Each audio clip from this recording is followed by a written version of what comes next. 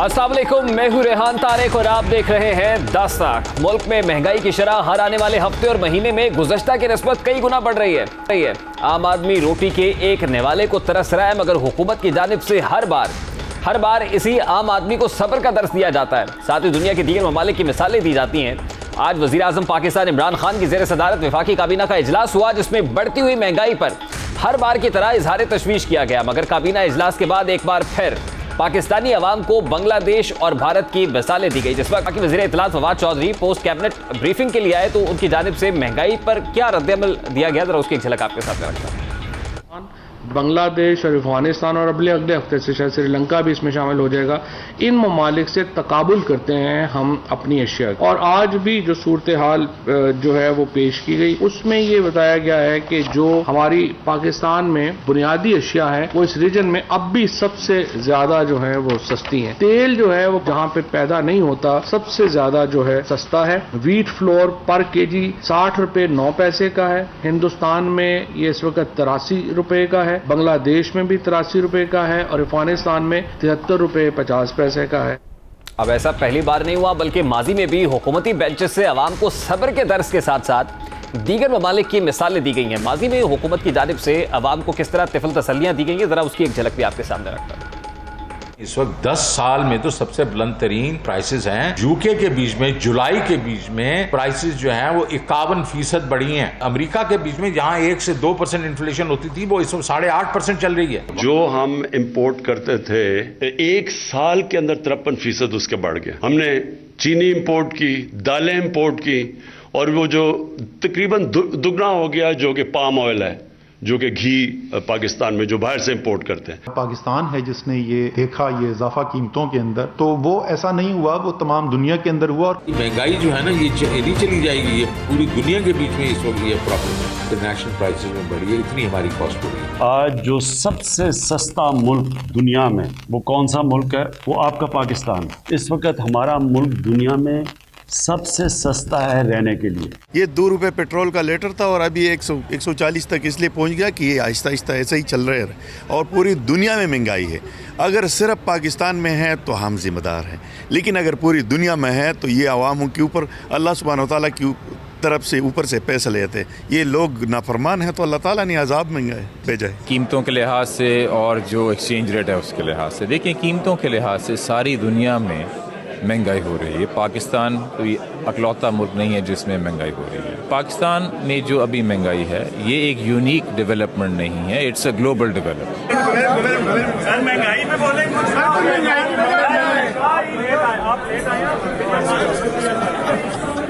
सवाल यह है कि अगर दीगर ममालिक में महंगाई का मवाजना पाकिस्तान से किया जाता है तो वहां की हुकूमतों की तरह आवाम को सहूलियात क्यों नहीं दी जाती हैं?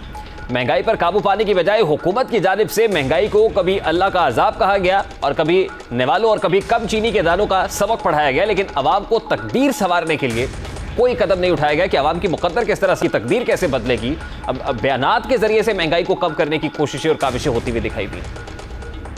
आप अचानक देखेंगे कि अमरूद भी महंगे हो गए, केले भी महंगे हो गए, क्योंकि सबको अफ्तारी भी खानी है। चाट हिकमत और दानिशमंदी से हमें चलना पड़ेगा। 2 रोटियों के बजाय एक पे कुछ अरसे के लिए इक्तफा करना पड़ेगा। आप उम्मीद ना रखें कि हर मरीज जो आउटडोर में आएगा उसको भी फ्री मेडिसिन मिलेगी, क्योंकि ये नामुमकिन सी बात है। डॉलर की कीमत का जो इतना ज्यादा इजाफा हुआ है उसकी वजह से हर चीज पे इफेक्ट पड़ा है, उसका दवाइयों के ऊपर भी इफेक्ट पड़ा है। अगर दवाई महंगी हो सकती है, अगर पेट्रोल महंगा हो सकता है, अगर गैस और बिजली महंगी हो सकती है, तो गोश्त के महंगे होने से कोई अजाब नहीं आ जाएगा। चीनी का तो वैसे इस्तेमाल कम होना चाहिए, क्योंकि व्हाइट शुगर जो है ना इस पे बहुत सारी रिसर्च हो चुकी है। व्हाइट शुगर की बजाय शक्कर मैं समझता हूं कि सेहत के लिए बेहतर है। चूल्हे पे पानी गर्म करके हम खुद इस्तेमाल कर रहे हैं, तो गीजर से बचने के लिए कि गीजर की कंजम्पशन बहुत ज्यादा है। नए पाकिस्तान में यकीनन पाकिस्तान के लिए कुछ कंट्रीब्यूट भी करना पड़ेगा, पाकिस्तान के लिए कुछ कुर्बानी भी दे।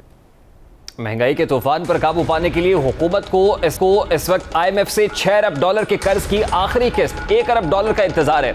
हुकूमत, मईशतदान और अवाम इस इंतजार में है कि आलमी मालियाती इदारे से किस्त का इजरा कब होगा। आलमी इदारे की कौन सी शराइत मान ली गई हैं?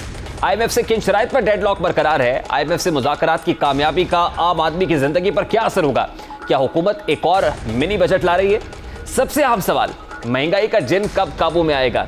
IMF के साथ सौदा हमेशा महंगा पड़ता है, वो ऐसी शराइत लगाता है जिससे रुपए की कदर कम हो जाती है, नए टैक्सेस लाना पड़ते हैं, जिसके बाद मुल्क में महंगाई का ना खत्म होने वाला सिलसिला शुरू हो जाता है। अब तो मुशीर खजाना शौकत तरीन ने भी महंगाई पर काबू पाने से हाथ खड़े कर दिए हैं। साथ ही उन्होंने बिजली और तेल बढ़ने के खदशे का इजहार भी किया।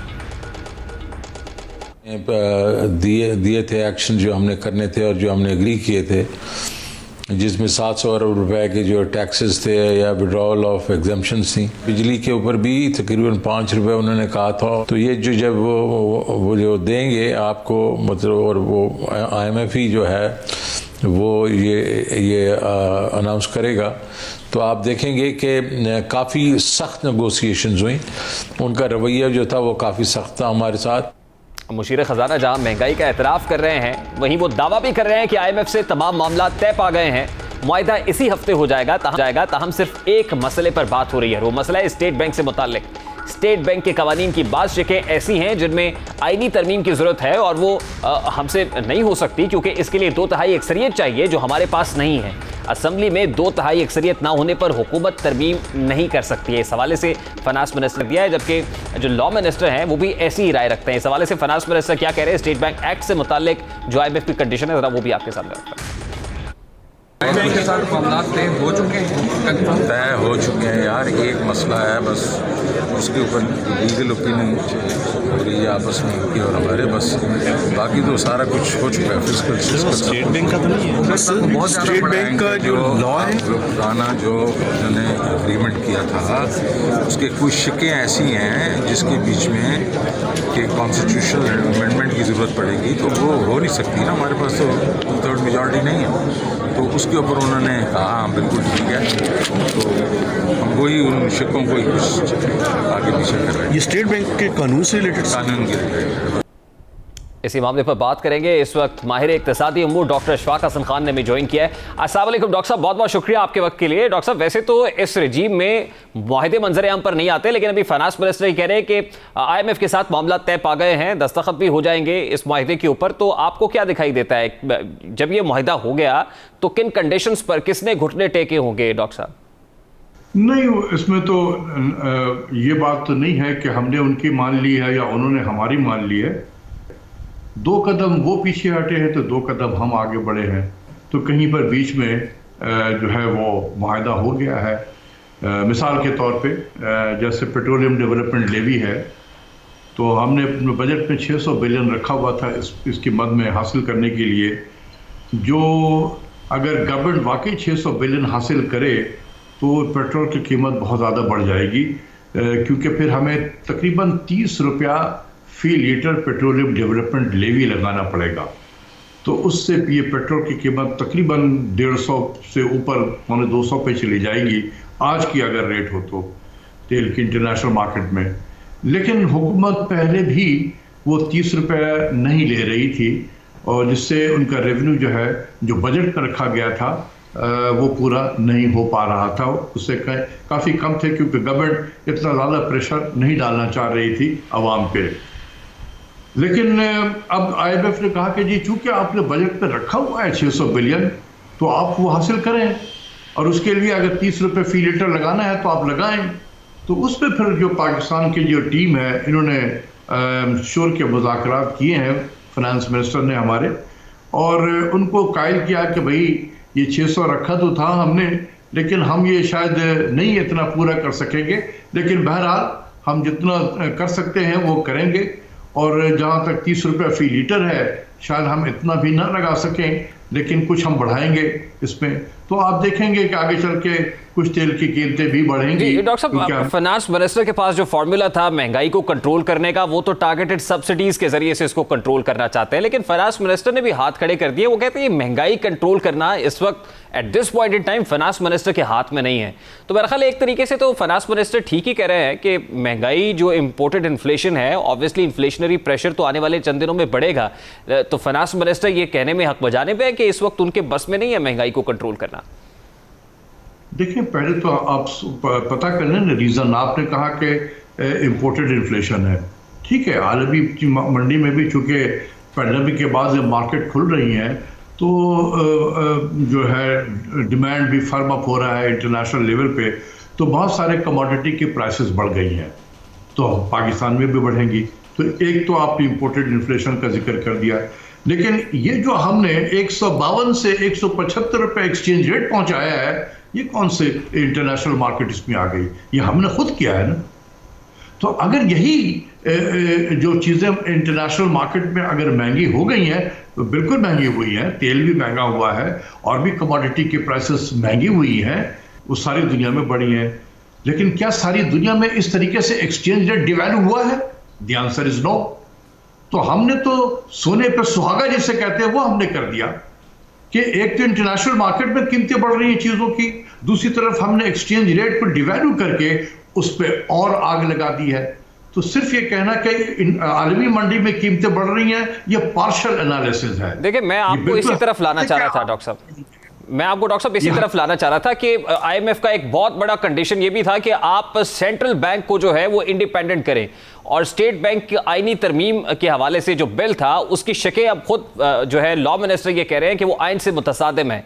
यानी एक कंडीशन उनकी स्टेट बैंक को इंडिपेंडेंट करने से मुताल्लिक भी थी कि ये सारे फैसले जो स्टेट बैंक कर रहा है खुद मुख्तार तरीके से करे, और जैसे आप फरमा रहे कि एक्सचेंज रेट को जितना इम्बैलेंस किया गया उसकी वजह से डॉलर जो है हमारी पॉइंट से बहुत दूर हो गया, रुपी बहुत अंडर प्रेशर हो गया।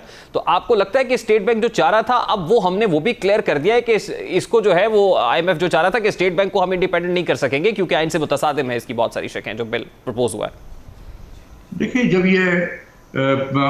जब ये सेनेट का इलेक्शन हो रहा था हाफिज शेख साहब के ज़माने में, जब वो वजीर ख़जाना थे, तो बड़ी चालाकी से वो पार्लियामेंट में वो कैबिनेट में ले आए थे यही स्टेट बैंक का बिल, और किसी को ना वहाँ डिस्कस हुआ था ना कुछ हुआ था, किसी को नहीं पता चला कि इसके अंदर है क्या। जब ये चीज़ें मार्केट में आई तो इतना हाहाकार मैंने आज तक कभी किसी एक इश्यूज में नहीं देखा कि पूरा पाकिस्तान इसके पीछे शोर मचा रहा था कि ये क्या हो रहा है। वो जो सेंट्रल बैंक जो आईएमएफ चाहता है वो स्टेट विद इन स्टेट है। डॉक्टर साहब, अब डॉलर को कंट्रोल करने के लिए स्टेट बैंक ने अपेरेंटली तो डॉलर्स पंप इन करके भी सिस्टम में देख लिया, लेकिन उस तरह से नहीं हो पाया, और उसके बाद ये तासुर मिला कि शायद सेंट्रल बैंक ये खुद चाह रहा था। गवर्नर स्टेट बैंक के कुछ स्टेटमेंट्स ऐसे आए जिससे ये लगा कि वो खुद चाहते थे कि डॉलर जो है वो मजीद तगड़ा हो जाए, और उनकी पॉलिसी कुछ बड़ी अनक्लियर सी थी इसमें। लेकिन जैसे ही हमने देखा कि सऊदीया के साथ एक पैकेज $4 बिलियन का अनाउंस हुआ, उसके बाद अब आईएमएफ के साथ अगर मुआहिदा जिस तरह से फाइनेंस मिनिस्टर बता रहे हैं कि हो गया है, तो आपको क्या लगता है कि अब रुपए की कदर मुस्तहकम होगी, बेहतर होगी, डॉलर वापस आएगा, जो शेयर खुरनोश की कीमतें हैं, दीगर मामलात में आपको लगता है कि इकोनॉमिक इंडिकेटर्स अब पॉजिटिव होंगे? देखें, 2 मई को हमारा एक्सचेंज रेट 152 रुपया 30 पैसे था, और वहां से 175 का सफर था।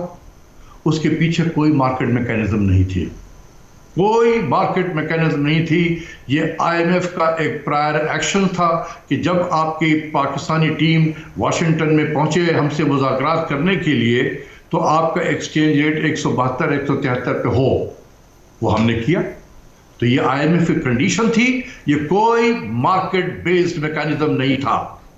175 से वापस 171 या 172 पे जो आया है 3 रुपया, इसके पीछे भी कोई मार्केट मैकेनिज्म नहीं है।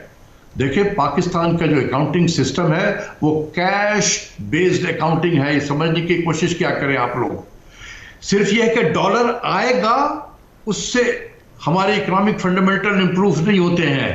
जब आ जाए, रिजर्व बिल्ट हो जाए, तो फिर उसके असरात होते हैं। ये ज़बानी जमा खर्च पे ये नहीं होता है। तो ना 175 से नीचे आना वो कोई मार्केट मैकेनिज्म था, ना 152 से 175 जाना ये मार्केट मैकेनिज्म था। ये सिर्फ और सिर्फ आईएमएफ की मंशा थी। गवर्नर उनके नुमाइंदे हैं यहाँ पर, उन्होंने वो इम्प्लीमेंट किया उसको। That's it. डॉक्टर साहब, बस क्विकली मुझे 2 सेंटेंसेस बता दीजिए कि अब सूरत हाल कुछ बेहतर होगी ये सऊदी अरेबिया के पैकेज से और आईएमएफ की इस डील के साथ? अब आपको लग रहा है कि पॉजिटिव हो गया मामला? देखिए, सऊदी अरब को तो हमें शुक्रगुजार होना चाहिए कि वो इतने डिफिकल्ट और चैलेंजिंग टाइम में उसने हमारी हेल्प की है। We should be grateful to Saudi Arabia. इससे क्या होगा? इस सिर्फ ये होगा कि जब ये पैसा आ जाएगा हमारे ऊपर में, तो हमारे बैलेंस ऑफ पेमेंट पे जो एक दबाव है उसमें कमी आएगी थोड़ा बहुत। तो हमारे जो एक्सटर्नल बैलेंस ऑफ पेमेंट है उसकी पोजीशन में थोड़ी बेहतरी आ जाएगी। लेकिन इसको बेहतर हमने खुद करना है। और खुद इस तरीके से करना है कि वी हैव टू सी कि ये $6 बिलियन पर मंथ का जो इंपोर्ट है, क्या ये सस्टेनेबल है? The answer is absolutely not. ठीक है, बहुत बहुत शुक्रिया डॉक्टर साहब आपके वक्त के लिए। माहिर इक़्तिसादी वो डॉक्टर इशफाक हसन खान हमारे साथ मौजूद थे। पाकिस्तान में डिजिटल इनकलाब लाने के दावे किए जा रहे हैं, मगर पाकिस्तान के अहम इदारों का रिकॉर्ड ताहाल महफूज नहीं है। हैकर्स का निशाना सबसे पहले पाकिस्तान रेलवेज के रिकॉर्ड पर हुआ है। बादशाह हैकर्स ने FBI पर साइबर अटैक किया और अब मुल्क के अहम बैंक्स भी इससे महफूज नहीं है। 30 और 31 अक्टूबर के शब जब अगले रोज लाखों सरकारी मुलाजमीन तनख्वाहों और पेंशन की उम्मीद में बैठे थे, हैकर्स ने नेशनल बैंक के मरकजी सर्वर को अपने निशाने पर रखा। हैकर्स ने नेशनल बैंक के माइक्रोसॉफ्ट वाले सिस्टम को हैक किया। साइबर हमले के बाद नेशनल बैंक के मुल्क भर में खिदमात रोक दी गई। साइबर हमले के बाद से अब तक 40 से ज़ायद ब्रांचेस बहाल नहीं हुई हैं, जबकि ATMs के मसाइल ताहाल जारी हैं। ज़राए के मुताबिक नेशनल बैंक की मुकम्मल ब्रांचेस खुलने में 3 दिन लग सकते हैं। अब नेशनल टेलीकम्युनिकेशन कॉरपोरेशन ने नेशनल बैंक को साइबर हमले से पहले खबरदार किया था।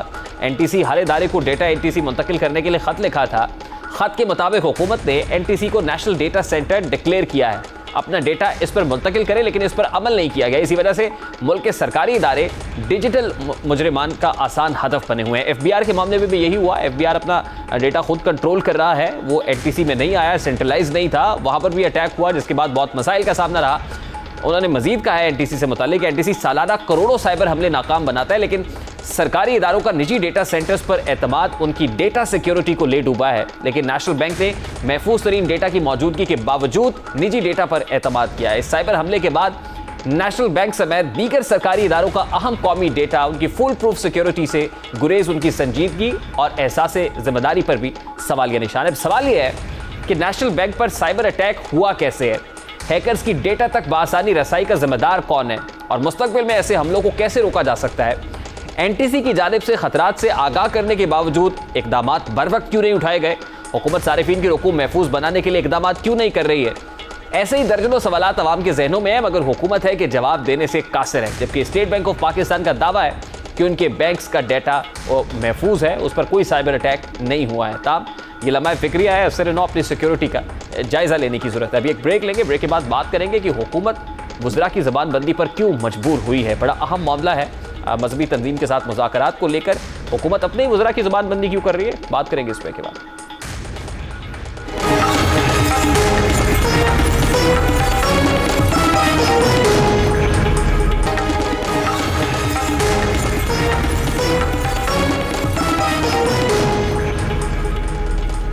Welcome back. हुकूमत और मजहबी जमात के दरमियान खुफिया मुआहदे पर अमल दरामद का आगाज हो गया है। मुजाहिरीन ताहाल वजीराबाद के मकामी पार्क में मौजूद है, जबकि हुकूमत की जानिब से एहतजाज के दौरान गिरफ्तार किए गए सैकड़ों कारकुनान को भी रिहा कर दिया गया है। ताहम इस वक्त हुकूमत मुआहदे के दीगर नकात पर अमल दरामद के लिए सर जोड़े बैठी है। अल्लामा साद रिजवी को कैसे रिहा किया जाएगा, रिहाई के लिए हुकूमत की अपील कैसे वापस ली जाए, अगर पहली अपील वापस ली जाती है तो दीगर 98 मुकदमात को कैसे खत्म किया जाए, इंसदादी दहशतगर्दी की दफात के 7 मुकदमात कैसे खत्म हो सकते हैं, इंसदादी दहशतगर्दी की दफात के खात्मे के लिए अदालत से रुजू करना होगा, अदालत से इन दफात के खात्मे में कितना वक्त लगेगा। यकीनन ये बड़ा अहम सवाल है। अगर अगले 5 रोज़ में साद रिजवी को रिहा ना किया गया तो क्या मजहबी जमात अपने एहतजाज का दायरा कार वसी कर सकती है? अगर एहतजाज दोबारा शुरू होता है तो क्या हुकूमत अपने मुआहदे पर पूरा उतरेगी? आज इसी हवाले से वफाकी काबीना का इजलास हुआ, जबकि बाद वज़ीर आज़म ने इत्तेहादियों से भी मुलाकात की। काबीना इजलास के दौरान वज़ीर आज़म ने मजहबी जमात के मामले पर अरकान को गुफ्तगू से मना किया और कहा कि हसास मामला है, स्टीयरिंग कमेटी बना दी है, वही तमाम मामला देखेगी। वज़ीर आज़म का कहना था कि मामला खुश उसलूबी से हल हो रहा है। ऐसी ही हिदायत गुज़श्ता रोज़ कोर कमेटी इजलास के दौरान भी जारी की गई थी। गुज़श्ता रोज़ कोर कमेटी में वज़ीर आज़म इमरान खान पाकिस्तान तहरीक इंसाफ की कोर कमेटी के इजलास में वफाकी वज़रा और कमेटी अरकान से खफा दिखाई दिए। दौरान इजलास वज़ीर आज़म ने वफाकी वज़रा और कमेटी अरकान से शिकवा करते हुए कहा कि कोई भी मामला हो, आप एक साथ नजर नहीं आते। इमरान खान ने कहा कि चंद हफ्तों से वज़रा और पार्टी क़यादत फ्रंट फुट पर नजर नहीं आ रही है। वज़ीर आज़म ने MQM की मिसाल देकर कहा कि जब वो MNA थे तो MQM के 18 अरकान एक ज़ुबान होकर बोलते थे। काबीना इजलास से कबल वज़ारत ख़ारजा में वज़ीर ख़ारजा शाह महमूद कुरैशी की ज़ेर सदारत एक इजलास हुआ। इजलास में वज़ीर आला पंजाब उस्मान बुज़दार, अगर प्रोड्यूसर साहब वो तस्वीर दिखा सके जी, उस्मान बुज़दार साहब इस इजलास में दिखाई दे रहे हैं। वफाकी वज़ीर इत्तलात फवाद हुसैन चौधरी हैं, वफाकी वज़ीर तालीम शफ़क़त महमूद हैं, वफाकी वज़ीर बराए सनत व पैदावार मखदूम खुसरो बख्तियार, तहरीक इंसाफ सेंट्रल पंजाब के सदर एजाज चौधरी ने इस इजलास में शिरकत की। इजलास में पार्टी उमूर के हवाले से तफसीली मुशावरत की गई और इजलास के वक्त की एक तस्वीर भी जारी हुई। तस्वीर में वफाकी वज़रा और पीटीआई के बड़ों के एक दूसरे से दूरियां वाज़े दिखाई दे रही हैं। ये तस्वीर हुकूमती वज़रा में मौजूद दरारों को बखूबी बयान भी कर रही है। तस्वीरें बोलती हैं। अब सवाल ये है कि वज़ीर आज़म पार्टी रहनुमाओं से खफा और नाराज़ क्यों हैं। गुज़श्ता 2 हफ्तों के दौरान कलअदम तंजीम के एहतजाज के दौरान वफाकी काबीना और तहरीक इंसाफ 2 गिरोहों में मुनक़सिम दिखाई दे रही है।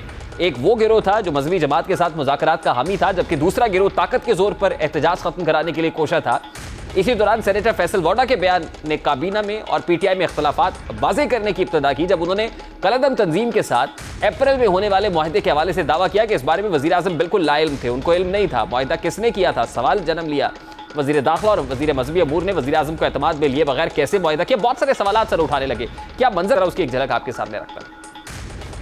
अपने वजारत में काम कर रहा है, उसको ट्रस्ट किया इमरान खान साहब ने, लेकिन डे टू डे वो वजीर प्राइम मिनिस्टर के पूछ के नहीं करता, वो अपनी मर्जी से फैसला करता है। प्राइम मिनिस्टर के ऊपर इल्जाम लगाने के कि वो इसका रीजन है या उनकी मर्जी से सब कुछ हुआ है। जिन मिनिस्टरों ने फैसला किया था उन मिनिस्टरों को सामने होना चाहिए, ऑन करना चाहिए, खड़े होना चाहिए कि वजीर आजम का नहीं फैसला था, हमारा फैसला था। ने जो मुआहदा किया है, इनके साथ दस्तखत किए हैं, मैं आपको रिकॉर्ड करा रहा हूँ। वजीर आजम इमरान खान से पूछ के और उनके मिलिट्री सेक्रेटरी ने पढ़ा और फिर मैंने उनसे इजाज़त लेकर ये दस्तखत किए हैं। मैं इस पर कायम हूँ। अब वज़ीर आज़म के जो करीबी रुफ़क़ा हैं, कैबिनेट के लोग हैं, उनकी तरफ से जो स्टेटमेंट्स सामने आए, अब उन्होंने मामले को मज़ीद पेचीदा बनाया, जिसके बाद जो मुज़ाकराती कमेटी के रुकन है मुफ्ती मुनीबुर रहमान साहब, जब वो मंजर आम पर आए तो उनका कहना था कि इससे पहले जो लोग बातें कर रहे थे, जो स्टेटमेंट्स दी जा रही थी, वो सब झूठ पर मबनी था। यानी बिल्कुल उसके 180 डिग्री का एक शिफ्ट दिखाई दिया। इससे पहले वज़रा क्या कह रहे थे और उसके बाद मुफ्ती मुनीबुर रहमान साहब कैसे उसको काउंटर है, ज़रा उसकी एक झलक भी आपके सामने रखते हैं। जो है वो यूरोप को लीड कर रहा है और सारे यूरोपीय ममालिक जो हैं वो फ्रांस के साथ खड़े हैं। और एक इस एम्बेसी के खात्मे का मसला ये होगा कि सारी एम्बेसीज जो हैं यूरोप की, जहां हमारे बहुत सारे ओवरसीज भी रहते हैं, उनके लिए वो यूनानिमस हैं। जो बातें तय हो रही थी उसके बारे में भी टीवी पर झूठ बोला जाता कि इनका मुतालबा है कि फ्रांसीसी सफारत खाना बंद कर दो, फ्रांसीसी सफीर को भेज दो। ये झूठ था, सरासर झूठ था। मुफ्ती मुनीबुर रहमान साहब ये कह रहे हैं कि इससे पहले जो मुतालबात तहरीक लब्बैक से मंसूब करके बताए जा रहे थे, वो सरासर झूठ पर मबनी थे। बड़ी इंपॉर्टेंट बात है कि क्या वज़रा कौम से झूठ बोल रहे थे, क्या वज़रा खुद इमरान खान साहब के साथ तहरीक लब्बैक या हुकूमत और रियासत के साथ जो है तहरीक लब्बैक की दूरियां बढ़ाना चाहते थे, क्या वही ये खलीज पैदा कर रहे थे जो मामले को सुलझा रहे थे बज़ाहिर, लेकिन मजीद उनके बयानात मामले को उलझा रहे थे। और क्या यही वजह है कि आज वज़ीर आज़म इमरान खान साहब ने कैबिनेट के अंदर अपने वज़रा को बयानबाजी से रोक दिया और कहा है कि स्टीयरिंग कमेटी मौजूद है, अब वही स्टेटमेंट्स देगी, वही मामले को खुशउस्लूबी से हल करेगी। हुकूमत की इसी कशमकश के दौरान मजहबी जमात के मुजाहिरीन लाहौर से निकलकर मुरीद के पहुंचे, वहां हुकूमत का इंतजार किया, लेकिन हुकूमत की खामोशी के बाद मार्च वजीराबाद तक पहुंच गया। हुकूमत ने मुजाहिरीन को ताकत के जरिए कुचलने का ऐलान किया, मजहबी जमात को दहशतगर्द तंजीम कहा, रेंजर्स को गोली चलाने तक का इख्तियार दे दिया। इन फैसलों का ऐलान वजीर इत्तलात के वजीर दाखिला शेख रशीद अहमद ने इसकी तायीद की। कि रियासत ने अलकायदा जैसी बड़ी टेररिस्ट ऑर्गेनाइजेशन को शिकस्त दी है। ये जो तंजीम है इसकी कोई हैसियत नहीं है, ना आप बड़े बड़े टेररिस्ट ऑर्गेनाइजेशंस के मुकाबले में आप उस तरह के, आपके पास हथियार नहीं है, आपके पास चीजें नहीं है, ना ही आप ये समझें कि आप रियासत को ब्लैकमेल कर सकें। किसी माई के लाल की जरूरत नहीं है कि वो पाकिस्तान की रियासत को ब्लैकमेल करे। बाहर के मुल्कों से कई, एक तो हिंदुस्तान से इनको जो है वो सोशल मीडिया हेल्प मिल रही है और कुछ और मुल्कों से भी मिल रही है। मजबूरी की हालत में समझता हूँ कि ये मिलिटेंट हो चुके हैं। आर्टिकल 147 के तहत पंजाब रेंजर्स को पंजाब हुकूमत की दरखास्त पर 60 दिन के लिए कराची की तरह पूरे पंजाब में नाफिजुल अमल कर रहा हूँ। हमने 38 लोगों से अब ईमेल्स जो नहीं है, अब जो व्हाट्सएप इंडिया से चल रही हैं, ज्यादातर इंडिया से चल रही हैं, हांगकांग से चल रही हैं, साउथ कोरिया से चल रही हैं, साउथ अफ्रीका से चल रही हैं, अमेरिका और बरतानिया से चल रही हैं। गुज़श्ता हफ्ते और इतवार मुल्क में खौफ, गैर यकीनी और ऐसी खदशात मंडला रहे थे। जुमे तक मजहबी जमात को दहशतगर्द तंजीम करार देने वाले वज़ीर दाखिला और वज़ीर इत्तलात मंजर आम से गायब हो गए, जबकि इसमें उलमाए कराम के वफूद और हुकूमत की नई टीम मंजर आम पर आती है। उलमाए कराम का एक वफ्द वज़ीर आज़म से मिलता है, जबकि दूसरे वफ्द की मुलाकात आर्मी चीफ से होती है। उसके बाद हुकूमती वफ्द में वज़ीर ख़ारजा शाह महमूद कुरैशी, स्पीकर कौमी असम्बली असद कैसर और वज़ीर पार्लिमानी अमूर अली मोहम्मद खान शामिल थे। जबकि मुज़ाकरात में मजहबी जमात की नुमाइंदगी आर्मी चीफ से मिलने वाले वफ्द ने की और हुकूमती वफ्द ने गलतन तंजीम के साथ मामला खुश उसलूबी से हल करने का दावा किया। ताहम तफसीलात नहीं बताई गई। जबकि उलमाए कराम से सैलानी वेलफेयर ट्रस्ट के सरबराह मौलाना बशीर फारूकी ने दावा किया कि मुज़ाकरात कामयाब हुए और कामयाबी का सेहरा 1000 आर्मी चीफ को जाता है। जरा वो क्या कह रहे थे उसकी एक झलक आपके सामने रखता है। मान साहब तो तशरीफ फरमा है, हम इनके शुक्रगुजार हैं। बशीर फारूक काजी साहब तशरीफ फरमा है, हम पूरी कौम को मुबारकबाद देते हैं और इन सब कायदीन का शुक्रिया अदा करते हैं। मामलात को यहीं हम समेटेंगे और कोई सवाल जवाब इस वक्त नहीं होगा। Thank you. No question. Bashir भाई ये बताएं कि आर्मी चीफ का कितना बड़ा किरदार है, आपकी उनसे मुलाकात भी हुई है मैटर जो है सॉर्ट आउट करने के हवाले से? वो 1000% इस काम में थे कि मुल्क में हो जाए बस। अच्छा, तो क्या कहते हैं चीफ साहब, क्या राय रखते हैं कि क्या बहुत ताकत का इस्तेमाल या मुज़ाकरात की जो उन्होंने बात नहीं, ताकत का इस्तेमाल बिल्कुल नहीं, बिल्कुल वो सिर्फ मुज़ाकरात पर है और अल्हम्दुलिल्लाह उनकी बरकतों से सारा काम हो गया। और आप समझते हैं कि इस तमाम जो सेटलमेंट हुई है उसमें आर्मी चीफ का एक बड़ा किरदार है? 1000%। अभी एक ब्रेक लेंगे, ब्रेक के बाद बात करेंगे कि हुकूमत वज़रा की ज़बानबंदी पर क्यों मजबूर हुई है। बड़ा अहम मामला है मजहबी तंजीम के साथ मुज़ाकरात को लेकर हुकूमत अपने वज़रा की ज़बानबंदी क्यों कर रही है, बात करेंगे इस ब्रेक के बाद।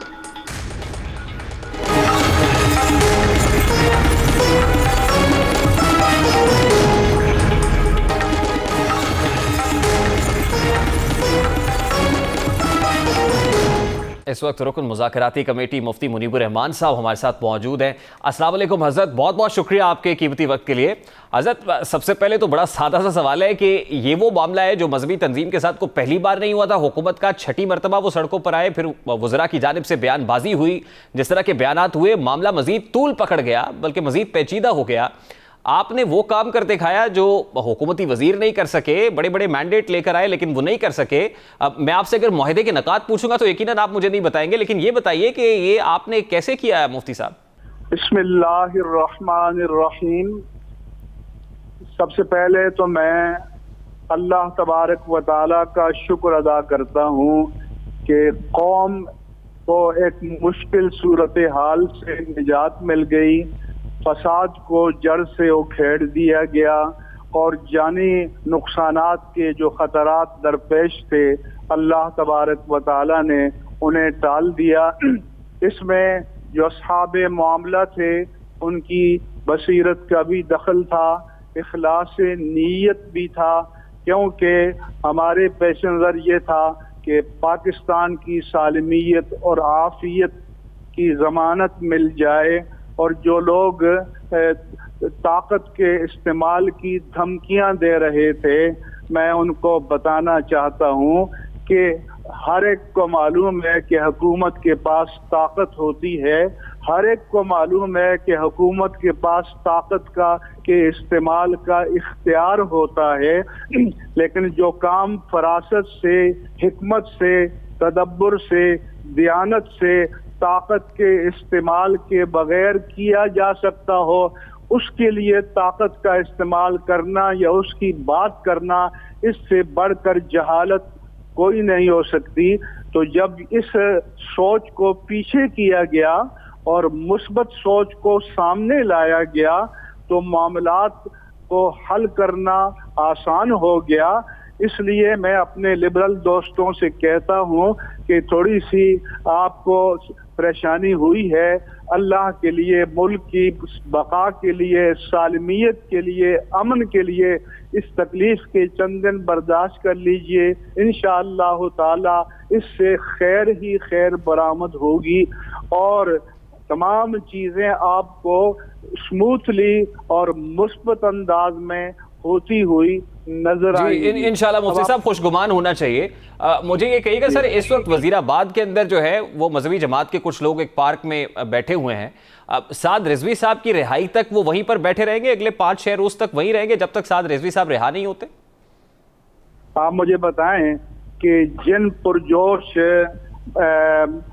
इख्तिजाज करने वालों को ताकत के इस्तेमाल से हटाया न जा सका, हमने जाकर उनसे अपील की और हमारी अपील को उन्होंने कबूल किया और सड़क से हटकर पार्क में चले गए, तो इंशाअल्लाह अनकरीब आप देखेंगे कि वो अमन व आफियत के साथ पार्क से भी रवाना हो जाएंगे और मामलात की एक तरतीब तय की गई है, उस तरतीब के साथ मामलात आगे बढ़ते चले जाएंगे और कौम इंशाअल्लाह ताला खुशखबरी सुनेगी।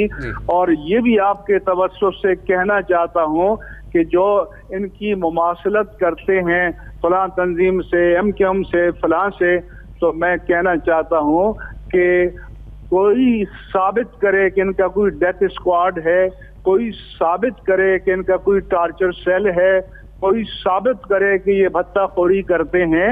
ये अल्लाह के रसूल के सच्चे आशिक हैं, ये पाकिस्तान के मुहिब हैं और इनसे बढ़कर पाकिस्तान से मोहब्बत करने वाला कोई नहीं है। और जो डरा रहे हैं कि देखिए आने वाले दिनों में ये होगा, कुछ भी नहीं होगा, सब अच्छा होगा। मुझसे ये कहिएगा कि जो लोग दहशतगर्द तंजीम कह रहे थे या ऑब्वियसली बैंड आउटफिट करार दिया गया था, क्या अब वो भी समझदार हो गए हैं? वो उन्होंने अपने बयानात वापस ले ली? जैसे आपने कहा कि फ्रांसीसी सफीर की वापसी का मुतालबा तो था ही नहीं मुआहिदे के अंदर और कुछ खयानत हुई है, झूठ बोला गया, आपने ये कहा, तो ये कहिएगा कि फिर ये मुतालबा था क्या जिसको लेकर इस मजहबी तंजीम के लोग सड़कों पर थे? अच्छा, वो ये सवाल उठाया, जो आखिरी मुआहदा TLP का गवर्नमेंट ऑफ पाकिस्तान से हुआ था, उसमें ये लिखा था कि फ्रांसीसी सफीर के मामले को पार्लियामेंट में पेश कर दिया जाए और जो पार्लियामेंट फैसला करे हमें मंजूर होगा। तो आप मुझे बताएं कि क्या ये कॉन्स्टिट्यूशनल तरीका नहीं है, क्या ये लीगल तरीका नहीं है? इसकी जो ताबीर शेख रशीद कर रहे थे, क्या ये झूठ नहीं है? तो जो लिखा हुआ है वो अल्फाज क्लियर हैं कि पार्लियामेंट में पेश किया जाए तो फैसला पार्लियामेंट करेगी, बाहर तो कोई नहीं करेगा। तो उनका मुतालबा ये जो शर्त थी ये कॉन्स्टिट्यूशनल और लीगल फ्रेमवर्क के अंदर थी, लेकिन जो वज़रा मुल्क में फसाद चाहते थे वो इसकी गलत ताबीर पब्लिक के सामने कर रहे थे और दुनिया को गलत मैसेज दे रहे थे, हालांकि दुनिया को मुस्बत मैसेज देना चाहिए। जी मुफ्ती साहब, मुझे प्रोग्राम वाइंड अप हो गया है। मैं चाहता था आपसे गुफ्तगू को मजीद आगे बढ़ाते, लेकिन मुझे शुक्रिया अदा करना पड़ेगा। आपका बहुत बहुत शुक्रिया आपके कीमती वक्त के लिए। रहमान साहब हमारे साथ मौजूद थे। प्रोग्राम का वक्त अपने इख्तिताम को पहुंचे। आपसे मुलाकात होगी इंशाल्लाह कल। अपना रखिए ख्याल। अल्लाह हाफ़िज़।